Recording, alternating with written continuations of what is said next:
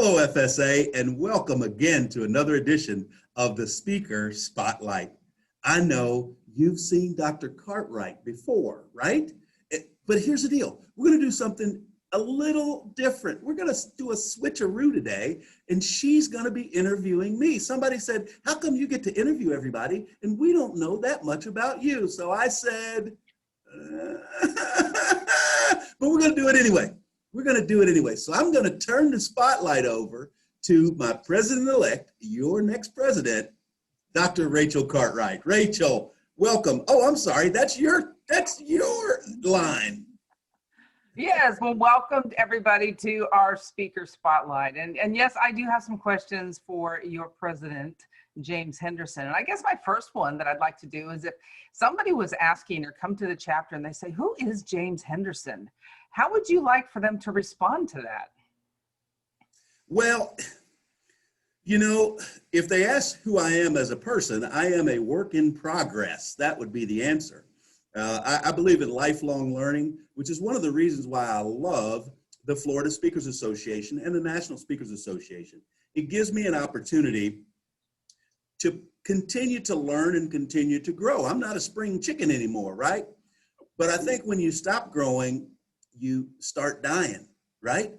Because I'm always taking in new information. My neighborhood is so big, and this is such a great group of people that I have the opportunity all the time to be able to just talk with people, learn how they're doing their business, learn what they're doing as speakers, learn who they are as people. And that's why I love doing this speaker spotlight. I'm not so keen just yet on being the interviewee, but we'll see as this goes. Okay, so tell me, who's this Hollywood guy then? Well, once upon a time, I was a pretty good football player in high school, and everybody had a nickname my freshman year, but I didn't have a nickname. And there was a guy who played the same position that I played, defensive back / linebacker, and he played for the Dallas Cowboys. His name was Thomas Hollywood Henderson. He was big, he was fast, he was strong, and he ran his mouth a lot. You can do the math on the rest of that.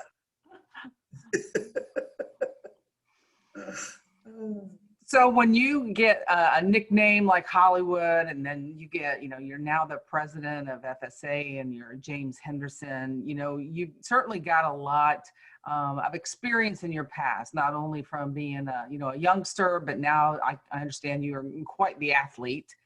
And, you have a background in leadership roles. And I just think that, how has all those experiences, and maybe they have a little piece of components from each one of them, how has that groomed you to become the speaker that you are today?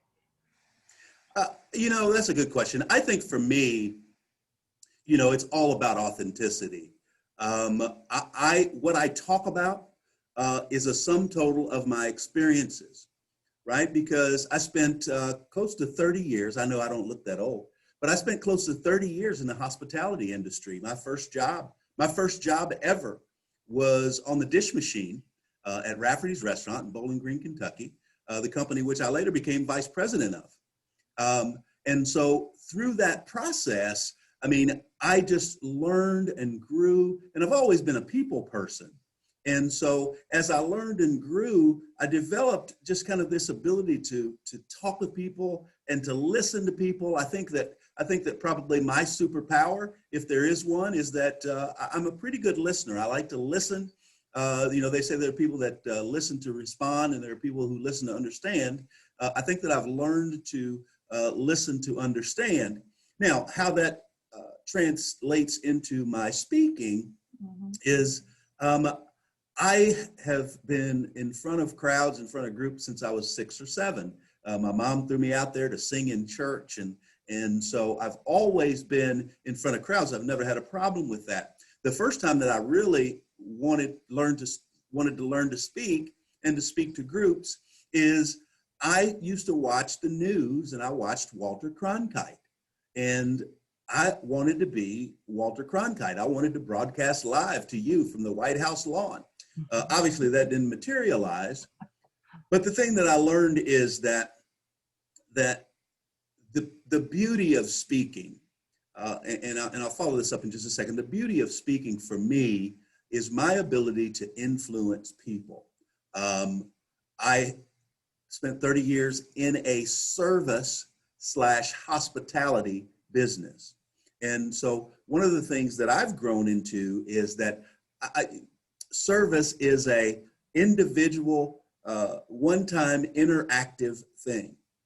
Hospitality is your culture, right? So I've kind of grown into developing my personal culture, which is service. I love being around people. Some people know, some people may not know, I'm a full-time pastor. That's my real job. I'm a full-time pastor. And so I have the opportunity to serve people and to listen to people. And service is the same, whether you're in a church, whether you're at IBM, or whether you're at a restaurant company. Service is the same. You're interacting with people in a positive fashion when it's good service. Hospitality is the same.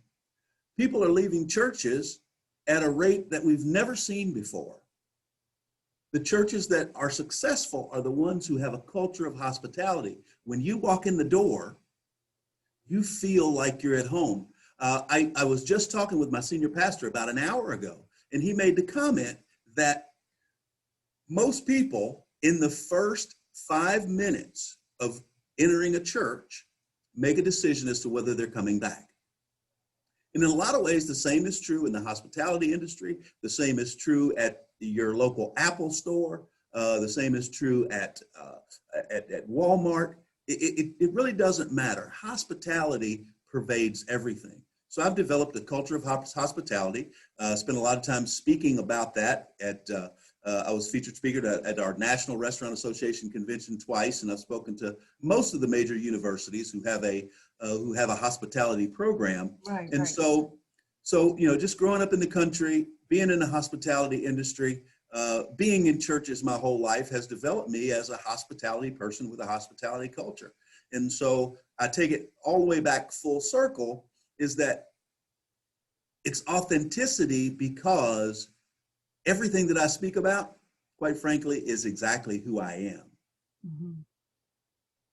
Yeah, and I think, just in the short time that I've been able to see you interact when we had, in-person chapter meetings, which seems like so long ago since we kind of had a detour this past year, but I always admired how you were able to connect with virtually everyone in the room. And, it was just kind of amazing. And I think that's you living out the culture that you are so proud of and believe in.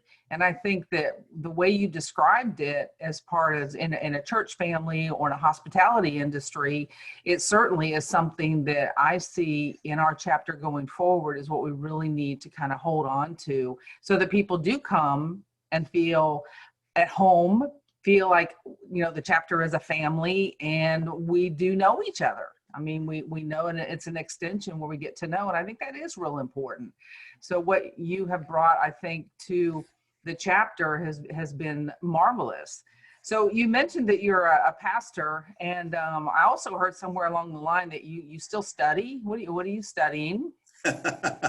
I am, I know about studying, so I mean, you're never too old to study. Along with being the president of the Florida Speakers Association and having a full-time job as a pastor, Yeah. I'm also enrolled in Rockbridge Seminary, and I'm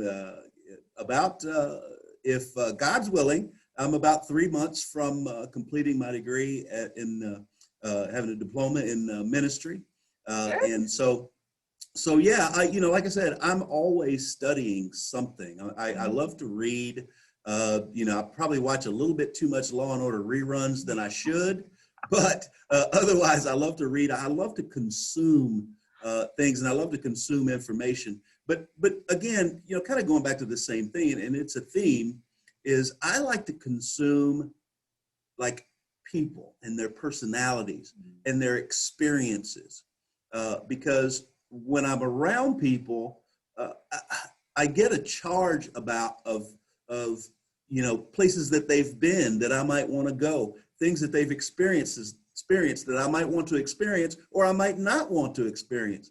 And so being open to people, I feel like it makes me a a more complete person, right? Because I don't have to go around the world, but if I'm open to listening to, talking to, understanding people from around the world, I can have bits and pieces of that inside me all the time. So when you look back, and I'm a good listener too, I listen to all these little snippets along the way, and I'm trying to always draw a connection here. And right now I'm like going, I don't see the connection here unless it's just downtime. So when you're talking about you like to, really get to know individuals, and you like to be with people, what is the connection between that and law and order? Well, there probably is none, other than I've seen them all, right? Oh, okay. So if I want to take a nap, then I can start it and I'm halfway through one episode. If I sleep for 2 hours, I'll wake up halfway through, 2 episodes later, and I can pick up the storyline right there. So it's like, how people have comfort food. I have comfort TV, and that's Law and Order reruns for me. Okay. Well, then that makes sense. I kind of like the mystery part of shows like that, because you're just kind of always trying to figure things out, and I'm just kind of a figure kind of out kind of gal. But it was mysterious the first time, but now that I'm about 3 or 4, times into seeing them all, mystery's gone. Yeah. So let's push your future out. Okay. You got a lot of things on your plate right now. You're getting ready. Well, you still got about several more months here that you're at the reins, but then you're gonna be finishing up. We got a lot of work to do still, so don't I know. be trying to wish it away. So when you push out beyond, and you're no longer the physically acting president of the chapter, and you want to then propel your speaking business in a direction that you want to go, where do you see yourself? I mean, right now you have a lot of things on your plate, like many of us do right now. But, I always kind of look at myself maybe 3 or 4 years out, or maybe even this year. I see a lot of things on my dream plate this year that I would like to do. What is your dream plate? Where do you see yourself going? Well, I think it was Zig Ziglar that said, "Go as far as you can see, and then you can always see farther." And the reason I say that is this: I like that. I've done a couple things. One is I just went through a boot camp with which was absolutely amazing. The virtual Crest to Stage with Delatoro McNeil last weekend. So I'm always trying to learn, and it was transformative in a lot of ways in looking at my speaking business in the future. And so what I see now is again, getting more individual learning in terms of developing my stage presence quite a bit better, developing my signature keynote quite a bit better. And all of those, again, will revolve around service. Obviously, I have a lot of connections in the hospitality industry. I've spoken quite a bit in the hospitality industry. And quite frankly, once it's in your blood, it's in your blood and it never leaves you. I love the hospitality industry. And so I know that I will be reaching out to some of my contacts in the hospitality industry and doing some speaking there, whether it be some virtual seminars. Also, I will do some consulting for smaller groups.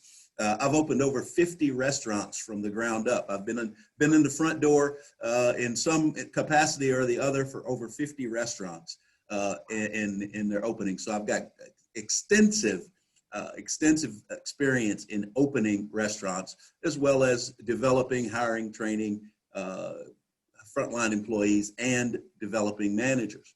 So I see that as part of it. Yeah. But I think that I would probably be remiss if some part of that was not in a spiritual fashion. I've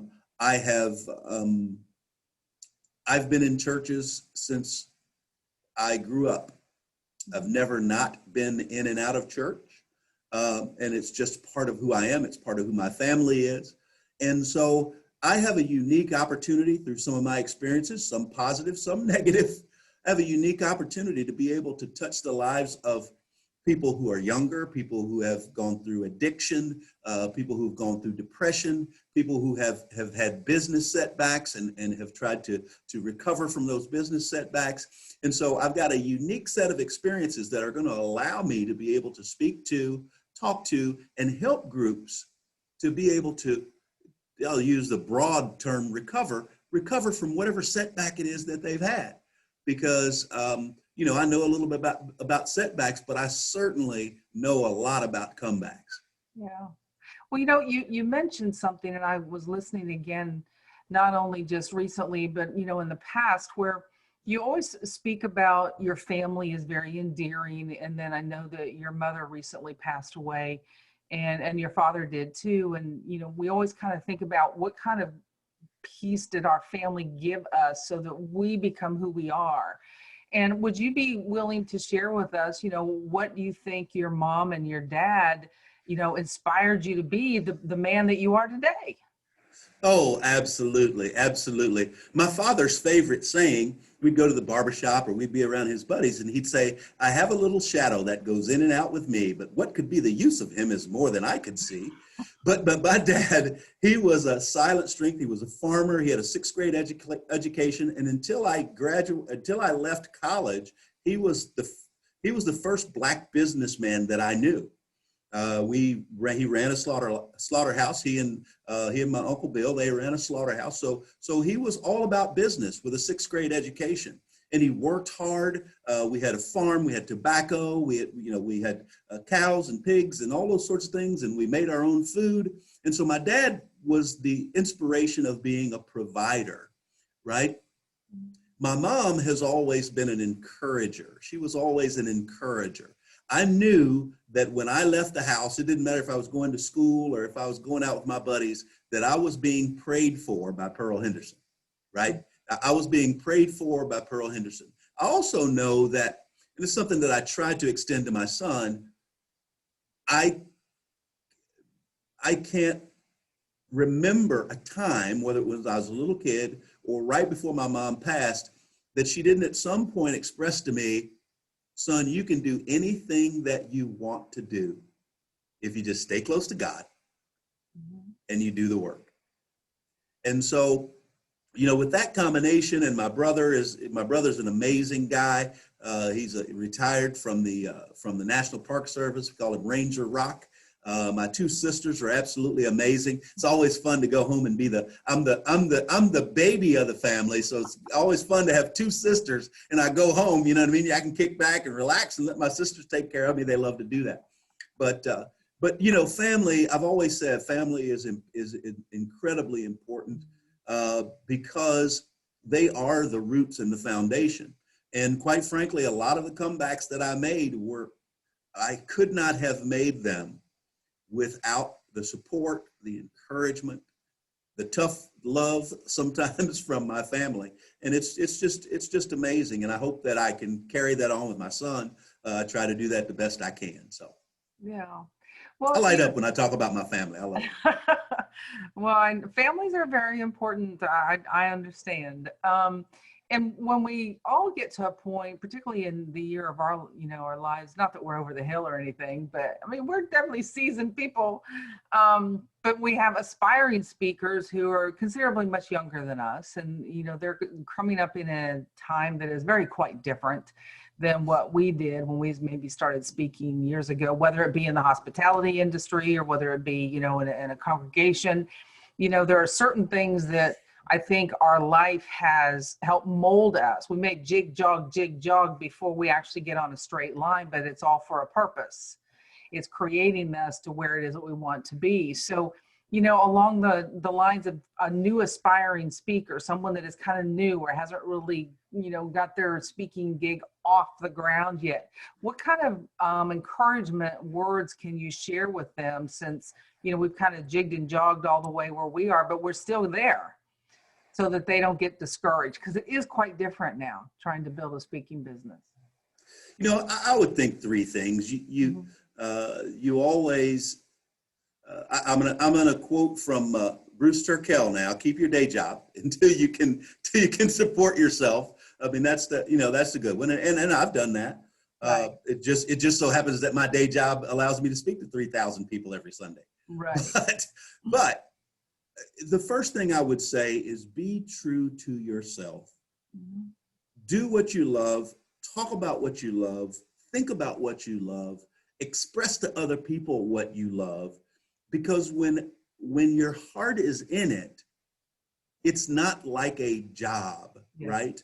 It's not like a job. When your heart is in it, if that's what you believe and that's what you love, you may never speak to a group of 6,000 or 10,000 people on the main stage with two towering video screens above you.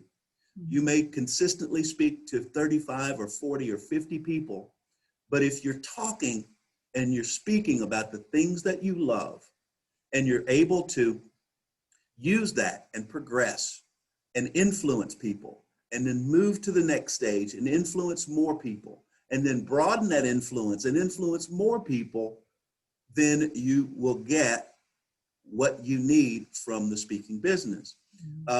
It's a tough business. It's a tough business to start out in. Yeah. And here's the second thing. And I did this. I went through the Speakers Academy 6-7 years ago. Keith Harmeyer, there were, I think, 11 or 12 of us, Dave Bricker and I, we all went to the academy together. This is very critical. Do not be afraid to be a beginner again. Whatever it is you're good at, you got good at it because you worked at it, you worked at it, you worked at it, and you built up that, whatever that expertise is, whatever that knowledge is. Now you want to become a speaker, you all of a sudden have to begin again and become a speaker, right? So don't be afraid to be a beginner. Don't be afraid to take that next step, right? And don't be afraid to fail. Henry Ford said, failure is just an opportunity to begin again more intelligently. And so when you have those failures, learn from them, keep moving forward, keep moving forward, keep moving forward. And the last thing that I would say is this: it is critical to be able to surround yourself with people like you. And when I say that, I say this: those people need to be positive, uplifting, sharing, caring people, but they need to be uplifting, positive, sharing, and caring enough to tell you the truth about how you're progressing. I would rather be around my good friend James Sapolsky, who we had an interaction today, and I was just telling him that I love how he always kept it real with me. And if I needed to know exactly how I was doing on the meter, I'd call James and he would tell me. And that's important. Most people rather be ruined by praise than saved by criticism. So surround yourself with great people. Number 2 is don't stop learning. Don't stop learning. I mean, you have to be able to continue to learn and grow. Will Bowen, who's in our chapter, and I have a great affinity for Will. And I love Will because I'm on these calls with him in the morning, and he gets you started. He's got a group of people that he calls the jump starters, and I'm on there with him. And Will's always quoting from a book that he's reading, right? It's not a book that he read a long time ago. I'm done with that. He's always quoting from a book that he's reading, right? Which means that he's constantly bringing in new information, And then lastly, I think it's just critical to put one foot in front of the other. Do the next best thing in order to develop your business, and treat it like it's a business. Treat it as though, and hopefully you'll get to the point where it does become your income and your lifestyle, right? So treat it as such. Treat your P&L on your speaking business as such. Treat the way you handle your customers, your clients as such. Treat the way you treat the competitors as such. Treat everyone around you with that same spirit of hospitality. And I believe that you can go far. We've got some talented people in our Aspire Speaker Group. We've got some amazingly talented people in our academy. And so if they follow those steps, if they just keep moving that way, I think that they're going to be just fine. Okay, so we've talked about all the serious stuff. Oh, that was serious? Building a business, You're a pushover as an interviewer. Serious stuff. So let's kind of lighten up a little bit, because I have heard that you do a lot of windshield time, and you have, do things that are for fun. So when you're on the road or you're doing windshield time, you listen to a lot of audiobooks. And I've also heard that you like to, bicycle a lot because where you live is real easy to bicycle. So what do you do for fun? Are those the things that you like to do on your fun meter? Well, when I was in hospitality, when I was in the restaurant business, I was vice president of a restaurant company, and I spent probably about 250 nights a year on the road. Mm-hmm. And I started this a long time ago. I would stop at Cracker Barrel, and you could get these books on CDs, and you could listen to them, and then you pay for the whole book. But then when you get to the next Cracker Barrel, if you finish with the book, you turn it in, they give you money back, or you can get another book. So I started doing that. So I've always loved to listen to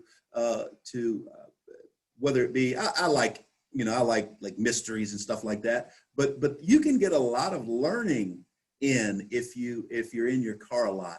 You can get a lot of information in. I love music because I'm a musician, but if I'm driving, I would rather be listening to a book. I'd rather be learning something. Don't mean to interrupt, but who's your favorite musician? You've been to concerts like umpteen times. 29, Prince, God rest his soul. One time for the purple one. But okay, but no, but I love to do that. I love to ride bikes. Yeah. I'm a yes is the answer, what's the question kind of guy.